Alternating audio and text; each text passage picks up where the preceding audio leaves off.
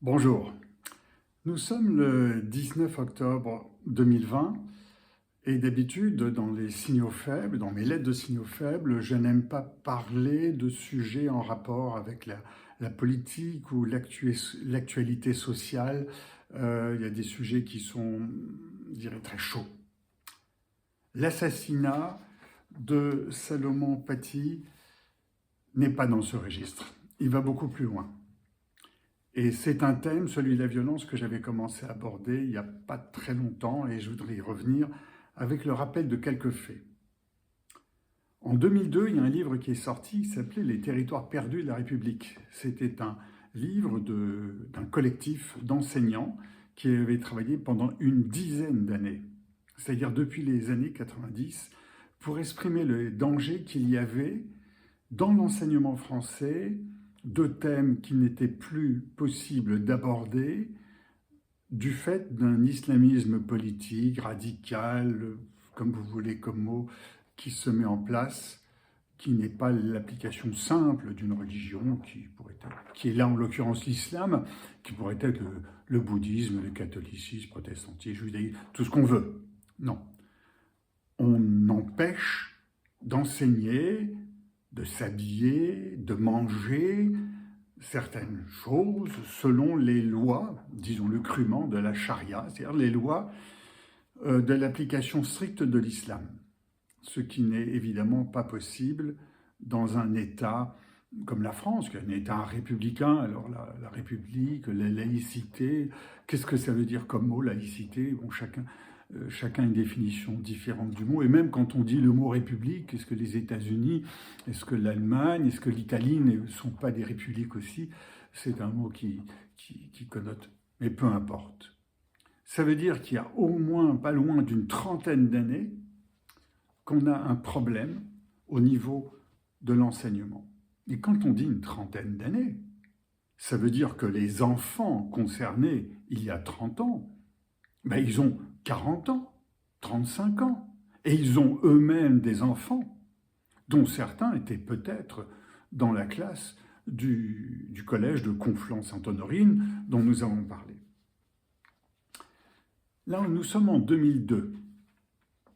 Je fais un saut le 27 octobre 2005. 27 octobre 2005. Il y a un homme qui s'appelle Jean-Claude Irvoas, qui est à Épinay-sur-Seine, avec sa femme, c'est un dimanche. Sa femme, sa fille, et il a un appareil photo, il photographie des poteaux qui ont été installés. Alors je ne sais pas s'il photographie des caméras ou quoi. Et cet homme se fait tuer à main nue par 4 personnes, tué à main nue par 4 personnes, c'est-à-dire qu'en fait, devant sa femme et sa fille, en fait, il va mourir le soir même à l'hôpital, et on n'en parle quasiment pas. Pourtant, le même jour, il y a Zied et Bouna qui se font poursuivre par des policiers, qui terminent dans un transformateur électrique, enfin qui sont cachés, qui sont morts. Et là, on en entend parler, et on a les émeutes de 2005, qui sont ce que nous connaissons tous. Vous en avez entendu parler, pas de Jean-Claude Irvoas. Le 26 juin 2015, il y a un homme qui s'appelle Hervé Cornara, qui est chef d'entreprise à Saint-Quentin-Fallavier, dans l'Isère, qui est décapité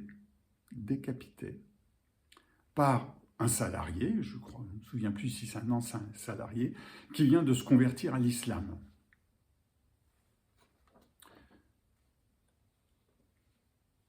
Et puis le 25 septembre 2020, il y a un homme qui s'appelle Zaher Hassan Mahmoud, d'origine pakistanaise, qui attaque au hachoir 2 personnes qu'il pense être des salariés de Charlie Hebdo.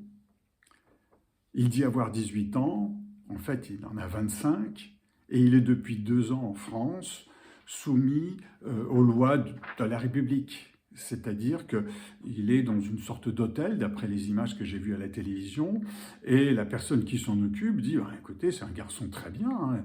Il dit bonjour quand il part le matin, et il dit bonsoir quand il rentre le soir. Ah, très très bien. Et vous avez parlé avec lui? Ah non, non, il ne parle pas du tout français. » Ça veut dire que cette personne qui est réfugiée en France à l'âge de 16 ans, au bout de 2 ans, ne connaît toujours pas le français. Et là, il y a une défaillance. Et c'est là que je veux en venir avec tous ces exemples que j'ai menés, que je vous ai donnés, qui sont des exemples de défaillance. Ah oui, il a été, cet homme-là, ce Pakistanais, pris parce qu'il avait, en juin, il avait un port d'armes prohibé.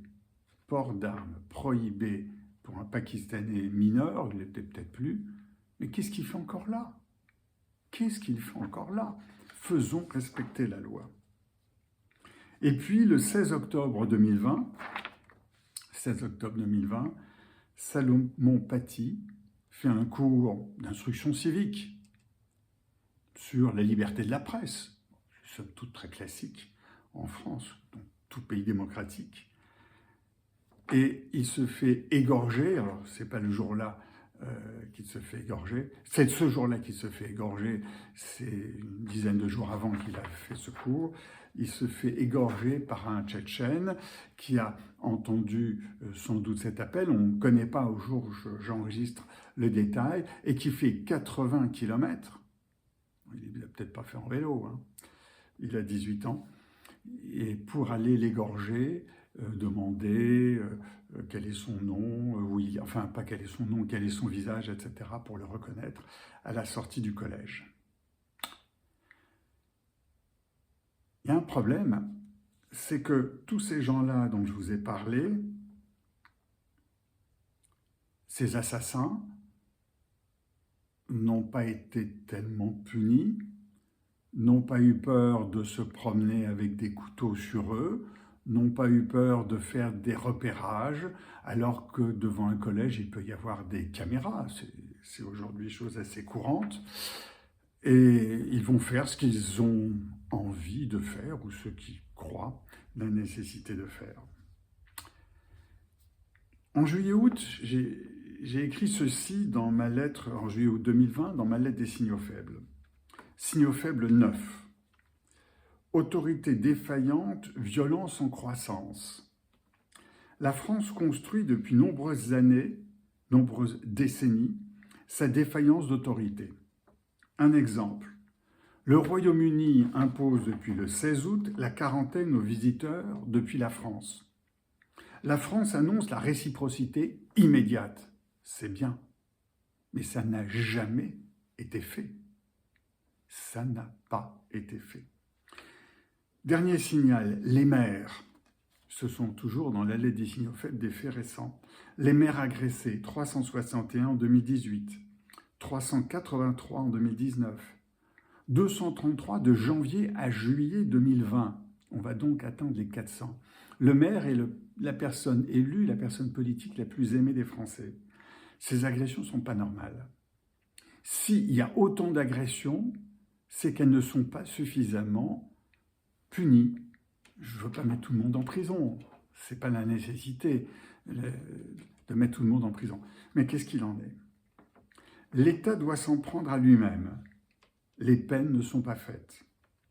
On dit que les expulsions du territoire national sont faites à 20% en France, 80% au Royaume-Uni ou en Allemagne. En Allemagne, d'ailleurs, quand un immigré vient, et il y en a eu 1 million qui sont venus en 2015, il doit apprendre l'allemand. S'il ne veut pas apprendre l'allemand, il repart. Il doit apprendre l'allemand, et 5 ans après, les résultats sont bons. On n'a pas des gens qui traînent dans les rues à tire-larigot, comme on le voit à Paris, avec énormément de mineurs qui se promènent comme ça, sans crainte d'être pris. En fait, la violence est en balance avec le risque encouru. Moins le risque est élevé, or il est très bas, plus la violence monte, puisqu'on n'a pas de risque.